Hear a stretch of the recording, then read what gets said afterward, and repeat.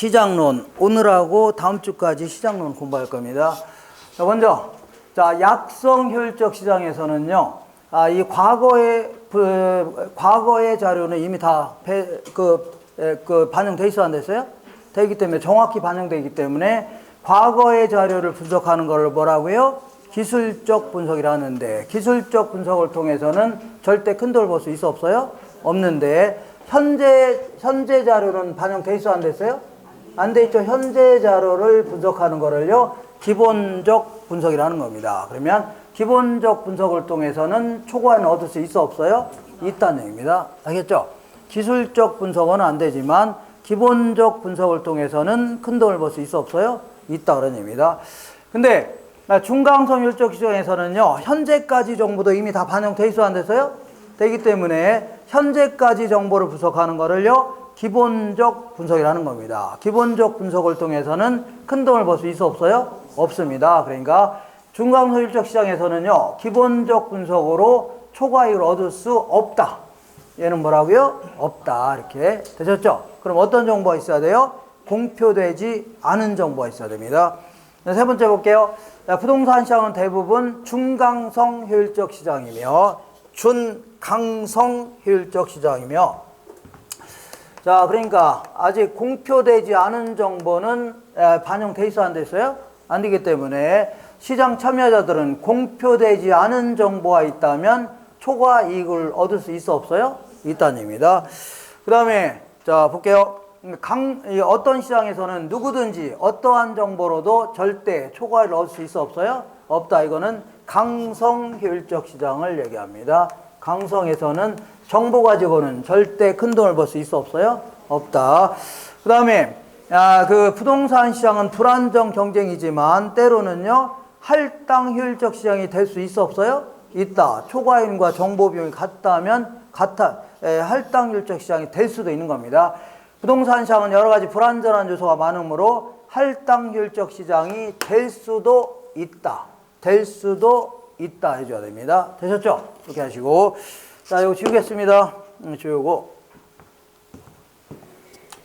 자, 이번에는 그 다음 내용 보겠습니다. 다음 내용. 자, 뭐뭐란 고소득층 주거지역과 저소득층 주거지역이 서로 분리되는 현상, 요거를요, 주거 분리해 줍니다. 주거 분리 현상이란. 자, 나중에 이제 그 직주 분리 이런 표현도 할 건데, 요거는 직장과 주거지가 분리되어 있다는 얘기입니다. 요거는요, 잘 사는 동네, 못 사는 동네로 구분되어 있다는 거를요, 주거 분리해 줍니다. 자, 두 번째 보겠습니다. 자, 주거 분리는요, 주택 소비자가 정의 외부 효과의 편익은 추구하려고 하고, 부의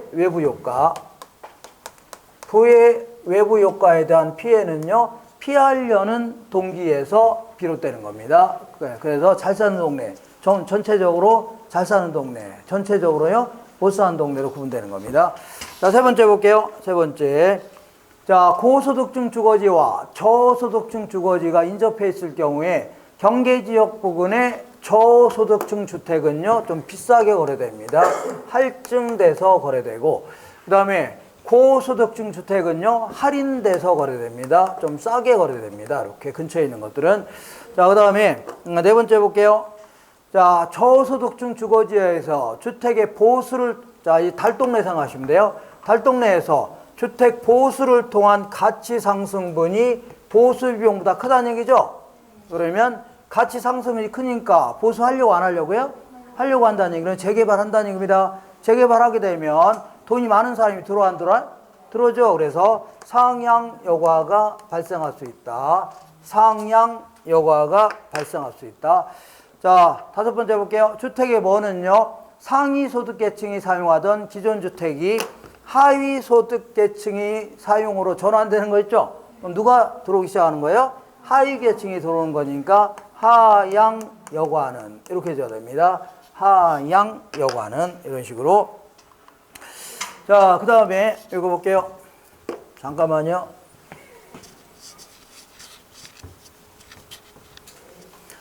자, 차익지대설에서는요, 토지에 뭐가 지대를 결정하냐면 비옥도가 비옥도가 지대를 결정하게 되며 수학 체감의 법칙을 전제하는 겁니다.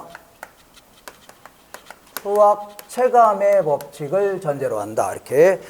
그 다음에 두 번째 볼게요. 차액 지대설에 따르면 생산물의 가격과 생산비가 일치한다는 얘기는 번 돈하고 쓴 돈이 똑같다는 얘기죠. 이익이 0인 땅을요, 이 사람은요, 한계지라는 표현을 썼습니다. 그래서 한계지에서는 지대가 발생해왔네요? 안 한다는 얘기입니다. 한계지. 그 다음에 차액, 요거는 이제 암기하세요. 지금 암기하는 게 아니라 나중에 할 겁니다. 차액 지대에 따르면 지대는 생산비가 아니라 잉여이다. 이거 안 했던 내용인데, 이거 빼려고 했는데 못 빼서 그래요. 잉여다. 일단 이렇게 하세요. 5월달에 할 겁니다. 5월달에. 자, 그 다음에 이게 본론에서 자꾸 벗어나는 거 하게 되면 좀 헷갈려집니다. 그러니까 그냥 아세요. 그 다음에 뭐에 따르면 토지 소유 자체가 지대의 발생 요인이다. 절대지대설. 마르크스의 절대지대설에 따르면 이 소유하는 자체가 뭐가 발생할 수 있다고요? 지대가 발생할 수 있다 그런 얘기입니다. 소유 자체가. 자, 그 다음 문제 볼게요. 자, 절대지대설에 따르면 토지 소유자는요, 한계지에 대해서도 지대를 요구할 수 있다. 자, 이 갖고 있다는 사실만으로도 지대를 부를 수 있다는 얘기죠. 그런 얘기입니다. 자, 그 다음에 트윈앤의 입지교차 지대론에 따르면 도시로부터 거리에 따라 농작물의 재배 형태가 달라진다는 점에 착안하여 결국은요, 수송비의 차이가 지대의 차이를 가져온다고 했던 거죠. 수송비의 차이가 지대의 차이를 가져온다. 이렇게. 자, 뭐는요, 어떤 생산 요소가 다른 용도로 전용되지 않고 현재 용도에 그대로 사용되도록 지급해야 될 최소한도의 지급액, 이걸 전용 수입 이렇게 합니다. 전용 수입이다. 자, 이 정도는 최소한도로 지불해야 됩니다. 전용 수입. 그 다음에, 자, 뭐는 생산을 위하여. 자, 다시 해볼게요. 생산을 위하여, 자, 사람들이 만든 기계라든가 기구들로부터 얻는 소득, 요거를요, 마샬은 준지대라는 표현을 썼습니다. 준지대다. 이렇게. 자, 단기적으로는, 일시적으로는 경제지대, 지대가 될 수 있지만, 장기적으로는요, 다 비용으로 바뀐다는 얘기죠. 전용수위로 바뀌어 나가는 겁니다. 자, 그래서 준지대는요, 토지 이외의 고정 생산 요소에 기속되는 소득으로서 다른 조건이 동일하다면 장기가 아니라 일시적으로만, 여기서 지대는 경제지대를 얘기합니다. 단기적으로만 경제지대 성격을 갖는 거 있죠? 요걸 뭐라고요? 준지대. 준이라는 게 이것도 아니고 저것도 아니고 이런 거 있죠? 그래서 자, 이름이 준자 들어간 애는 이것도 아니고 저것도 아니고 애가 허리멍텅하고 그렇습니다. 자, 참고로. 자, 그 다음에 볼게요. 그 다음 문제 보겠습니다. 자, 동심원 이론에 따르면, 자, 이 도시 내부 기능 지역이 침입, 천이 과정을 거쳐서 중천 근중통 이래 되니까 중심 업무지구, 그 다음에요, 천이지구, 그 다음에 근로자 주거지역, 그 다음에 그 중산층 주거지역, 그 다음에요, 자, 통근자 지역, 그래서 중천 근중통 이런 식으로 분화된다는 얘기죠. 그런 얘기입니다. 자, 그 다음에 이론은 도시의 공간 구조를 도시 생태학적 관점에 접근했다. 이건 동심원 이론에 대한 설명입니다. 동심원 이론에 따르면 도시 생태학적 관점에서 접근했다.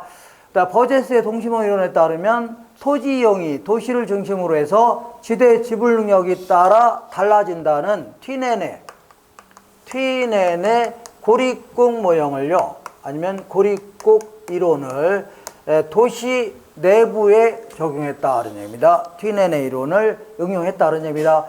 그 다음에 동심원설에 따르면 저소득층일수록 고용기회가 많고 접근성이 양호한 도심 지역 쪽으로 자꾸 입지하려는 경향이 있습니다. 그래야지 고용기회도 많고 접근성은 좋다는 얘기죠. 걸어 다니기도 쉽다는 얘기입니다. 자, 그 다음에 동심원설에 의하면 중심지에 어떨수록 범죄, 빈곤, 질병이 작아진다는 얘기는 멀어질수록, 중심지에서 자꾸 멀어질수록 도시 문제는 줄어든다는 얘기입니다. 자, 그 다음에 선형이론은요, 도시 공간 구조가 뭐에 따라 확정되어 무슨 모양으로 성장한다. 교통망에 따라서 확장되어 부채꼴 모양 아니면 쐐기 모양, 부채꼴 모양으로 모양으로 성장하면서 고통 축의 접근성이 집가에 영향을 준다는 얘기죠. 맞는 겁니다. 이렇게 해줘야 돼요. 그 다음에 이거 뭐 이렇게 밑으로 내려갔지? 호이트의 선형이론에 따르면 주택 지불력이 뭐할수록 교통망이 좋은 곳에 입지한다. 주택 지불력이 높을수록, 다시 말하면 고소득층일수록 교통망이 좋은 곳에 입지한다. 그런 얘기입니다. 되셨죠? 오케이. 교통망이, 자, 주택 지불력이 높을수록이라는 게 고소득층일수록 그런 뜻입니다. 자, 그 다음에 이렇게. 자, 다음에 설명하는 도시 공간구조 이론은 아까 얘기한 대로 사람 이름만 알아도 때로는요 답을 맞출 수 있는 기회가 많이 있습니다. 호이트가 얘기한 게 선형 이론입니다. 호이트의 선형 이론은 도시 경제학자인 호이트가 주장했는데 아까 얘기한 대로 도시 공간구조가 중심 업무지구부터 출발해서 교통망에 따라 아주 산업도로 이끌고는요 도매라든가 경공업지대, 그리고 그 근처에는요 저급 주택지역, 그리고 그 고급 주택과 그 어중간한 지역에서는요 중급 주택지구, 그 다음에 교통망이 아주 좋은 곳에는요 고급 주택지구들이 주요 교통 노선을 따라서 부채꼴 혹은요 쐐기형 지대 모양으로 확대 배치한다. 주택 가격의 지불 능력이 도시 주거 공간의 유형을 결정하는 주요한 요인이다. 고소득층일수록 교통망이 좋은 곳에, 저소득층이면요 교통망이 안 좋은 곳에 이렇게 입지합니다. 이렇게 맞는 겁니다. 자, 해리스와 율만의 이론에 의하면 도시는요 한 개 핵이 아니라 여러 개의 핵, 여러 개의 전문화된 중심으로 이루어진다는 얘기죠. 이렇게 이걸 다핵심 이론해 줍니다. 다핵심 이론에서는 다핵이 발생하는 요인으로 유사활동 간에는 집적 지향성, 붙어 있으려고 하는 거를요 집적 지향성, 그리고 이집 활동 간에는 주택과 공장은 떨어지려고 하죠. 이걸요 입지적 비양립성 이렇게 표현합니다. 양립이라는 게 붙어 있으려고 하는 거고, 비양립은요 떨어져 나가려고 한다는 얘기죠. 이걸요 비양립성 이런 걸 들고 있다는 얘기죠. 이렇게 해서 오늘 공부한 게 굉장히 많은 것 같지만 이 정도 있죠. 이 정도가 이제 오늘 공부한 게 거의 대부분입니다. 약간 살점을 더 붙여가면서 공부하시면 돼요. 그러면 이제 빠른 속도로 정리할 수 있을 겁니다. 또 있나요? 없습니다. 자, 이 정도 하시고 다음 주에 자, 입지론 공부할 겁니다. 오늘 이 정도만 하고 얼른 돌아오시세요. 다음 주에 뵙겠습니다. 고생하셨습니다.